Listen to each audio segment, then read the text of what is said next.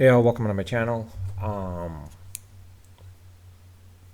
so I'm just going to start off by saying I'm by no means advertising this, nor am I going against it. It's just more of what I've experienced so far as a person that's bought this, just informing you about it, basically, more than anything else. So I was on Timu's website, basically, and it was one of those things where looking at it, it was like, hey, this looks interesting. And like what the whole purpose with this, fingerbot was for those that don't want to like basically replace their switches, for quote unquote a smart home. If they don't want to replace their switches, you could just put this on and just basically attach it to whatever it is. I mean, I was using it, like I said, more for a switch more than anything else. I mean, you could also use it to basically push buttons and whatnot in those from those perspectives, as you see here. You'll see this one right here. Like if you see my mouse, one of the things was is this smart little bot, switch bot as well, or finger bot, will press a button, or for that matter, turn off a light or turn on or off a light, depending where you position it, basically. So I was like, hey, this looks good. Maybe let me buy it. I didn't buy this on what you would say is I'm sorry, I didn't buy this on Amazon. I did buy this on Timu, and I mean like 848. I mean like look at the prices here versus here, basically. I mean honestly, they were about the same thing. Quite honestly, more than anything else, and that was the thing. I was like, all right, let me buy it, basically, and so I did. What I didn't realize is it was great to the point where like it says, yeah, it works great. Well, it touches, not touches, but like integrates with Google Home and Alexa, which is what I wanted. And so I was going forward and buying it, basically. But what I didn't realize is unless it's Wi-Fi enabled, not Bluetooth, but Wi-Fi enabled, then there's no purpose because it doesn't work. Because the thing is you must realize to be connected to Alexa or Google, it needs to be still connected to your phone via Bluetooth, and that's the only way that will work at that point. If there's no Bluetooth, how's Alexa or Google Home going to work on this situation? And that was the problem I was facing. I'm like, okay. The other factor is the sticker itself. I mean, sometimes it's good enough, but at the same time, depending on what it is, eventually you will lose its elasticity to the point where like it's gotten too far back that this is let's say this is the thing and this is the switch, right? So at this point when like it's like here when I turn it on, it only goes up to this much because the thing is the stickiness, the surface has lost its elasticity, that it's or gained elasticity, I would say, that's moved back a little, or it's like essentially falling back.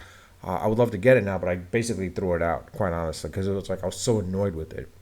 Now you might say, it's like, well, why would you buy something that's Bluetooth? Why don't you just get one of those that have a, what's that called, a hub, smart hub type of thing, basically, for these type of things, or Bluetooth smart hub that attaches to the Wi-Fi. So this way you can then use Alexa or Google Home or whatever it may be to essentially call it out at that point. But you would have to therefore need a smart hub, and that makes no sense. Why would you want a smart hub if you only want this device? I guess it makes sense because like that was the same thing with the Philips Hue smart bulbs at the time. They didn't work. They don't have Wi-Fi built into it. It needed a smart hub because it was Bluetooth that hits the smart hub, and then the smart hub attaches to the Wi-Fi. I think in this case that makes sense as well too, and I didn't realize that. So if you are planning to buy something of this nature, remember it's better to look for one that that can be paired with a hub or smart Wi-Fi hub that then therefore it can work with it, unless you buy one of these devices that has a built-in Wi-Fi controller in place. But that's unfortunately not as easy or straightforward. And that raises the price up a little bit at that point as well too. So if you're getting a Bluetooth device, any Bluetooth device, as I realize now, if you're getting any Bluetooth device, I would say this: if you want it to be working with Alexa or Google Home or Siri, whatever smart home type of thing, but it's Bluetooth enabled, you must remember it's got to be working with your phone or whatever Bluetooth device you're using at that point, whether it be a tablet or a laptop for that matter. if you want it to work where you're not home, you would need a Wi-Fi gateway or Bluetooth Wi-Fi gateway hub, so that in this situation when it connects to it, it all knows at that point. There's some that are out there. I haven't used one personally, and honestly, I would not use one. And realizing now this is a case where like this fingerbot, I was like, that was the only reason I was looking at it. It was more of like, because I was lazy to, essentially get up and like, click the turn off the light in the situation, because it's I forget what those switches are called. Like there's the on off switch, but then there's one which does the push basically. If you have a dimmer, it's a different story as well too. And I really didn't want to buy a smart switch, i.e., one that flips on and off. I have plenty. I have plenty already in my parents' home, and I was like, I'm not doing this in an apartment. I mean, the other thing is I would have to work with the apartment complex and talk to them about it. It's like, hey, can I put this on? They probably would say, yeah, sure, go ahead. But the thing is, if I were to leave, then I would have to like remove it and make sure to put the original one back in at that point, which I don't think I'd want to. It'd be just too much of a hassle, quite honestly, more than anything else. Plus, the other factor is the faceplate itself. You'd have to change the faceplate, etc. Basically, and like, unless you're going to stay at a place for like more than 4 years, why even bother? 1 year maybe, but honestly, it's not that big of an issue for me, more than anything else. But yeah, like I said, basically, if you're planning to buy the fingerbot, I suggest get one with the Wi-Fi hub, or yeah, basically the one with a hub. Basically, if you plan to just use Bluetooth, then you make sure it's got to be attached to your phone at that point, and that phone has to be always near the vicinity of the device. So think about that. With that, I'll leave it at that. If you like my content, like my video, like my channel, please subscribe. If you've already subscribed, I thank you for that. Please leave a comment in the comment section. If you have any questions about it, I wouldn't mind talking about it a little bit more and discussing more about it. Or any other devices for that matter. If you have any questions about any other Bluetooth or smart home devices, I could talk more about that. If you want me to talk about others that I've had quite a few. The Wemo switches, or the Wemo. Well, there's the Wemo, the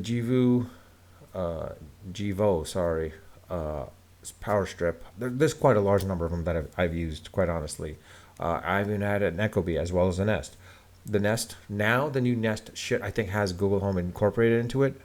The Ecobee 4 has Alexa enabled into it, so it's pretty nice to having that in there as well too. And then there are these smart home switches where it can be Alexa enabled. It's up to you if you want it like that. Sometimes it's good, sometimes it's bad. And then there's just the Wemo switches themselves, as well as the Belkin or Belkin Wemos and whatnot. I can review those. If you want to let me, want to ask me about it, I can probably try to review it. Maybe I might know some of them. Maybe I might not have used it, but I can still do some research on it. Being the fact that I've researched a lot into some of this stuff. But with that, I'll leave it at that. But like I said, please leave it in the comment section.